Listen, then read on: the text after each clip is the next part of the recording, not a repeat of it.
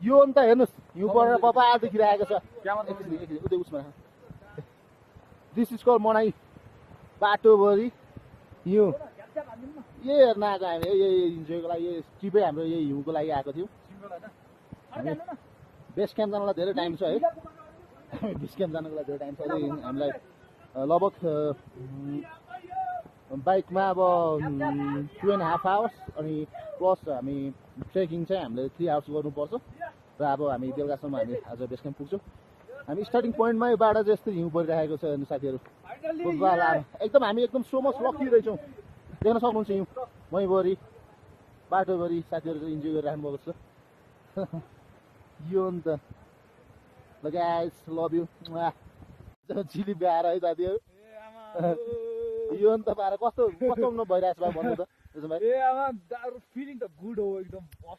अनुभवै होइन हामीले लिनुपर्ने भान्जा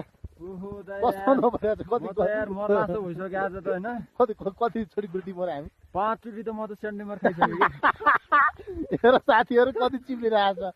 यो नि त पारा हाम्रो ट्रिपको ल नेक्स्ट है